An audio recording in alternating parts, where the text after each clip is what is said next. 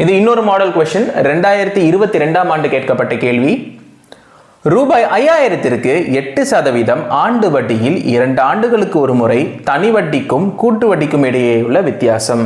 இப்போ இந்த கேள்வியில இதே பேட்டர்ன்ல வேற மாதிரியும் கேள்விகள் வர வாய்ப்பு இருக்கு. நம்பர்ஸ் மட்டும் தான் மாத்துவாங்க, அதனால நல்லா பார்த்துக்கோங்க. ரூபாய் 5000ற்கு போன சம்ல பார்த்தோம்னே கொஸ்டின்ல முதல்ல பிரின்சிபலை போட்டுப்போமா. பிரின்சிபல்ன்றது 5000, பர்சன்டேஜ் போட்டாலே ஆர், ரேட் ஆஃப் இன்ட்ரெஸ்ட். வட்டியில் 2 ஆண்டுகளுக்குன்னு போதே அது என், என்னன்றது இந்த இடத்துல 2. தனி வட்டிக்கும் கூட்டு வட்டிக்கும், தனி வட்டின்றது சிம்பிள் இன்ட்ரெஸ்ட், தனி வட்டிக்கும் கூட்டு வட்டிக்கும் காம்பவுண்ட் இன்ட்ரெஸ்ட், ரெண்டுத்துக்குமான வித்தியாசத்தை கேட்குறாங்க. இதுக்கு ஷார்ட்ஸ்லேயே பார்த்துருப்போம். இதுக்கு ஒரே ஃபார்முலா தான் இருக்குது. என்னது ஆப்ஷன்ஸ் கொடுத்துருக்காங்க? 32, 35, 38, 42 ரூபா. இந்த ஆப்ஷன்ஸ் கொடுத்துருக்காங்க. முதல்ல ஸ்டெப் 1 போடுவோமா. ஃபார்முலா சிம்பிள் இன்ட்ரெஸ்ட்டுக்கும் காம்பவுண்ட் இன்ட்ரெஸ்ட்டுக்கும் டிஃபரன்ஸுக்கு ஒரு ஃபார்முலா இருக்குது. P into R divided by 100 the whole power n. இதுதான் ஃபார்முலா.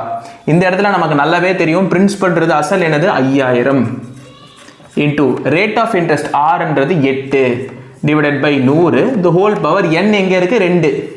இப்போ போட்டுருவோமா. இப்போ 5000 into 8 by 100 into 8 by 100. 2 0, இந்த 2 0 போயிடும், இந்த ஒரு 0 போயிடும், இந்த ஒரு 0 போயிடும். 10 2 வாட்டி 5ல் போவோம், 5ல் ஒரு வாட்டி 5 போவோம்.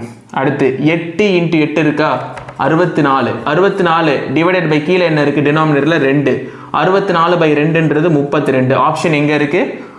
ஆப்ஷன் ஏ, ரூபாய் 32 தனி வட்டிக்கும் கூட்டு வட்டிக்கும் இடையே உள்ள வித்தியாசம்.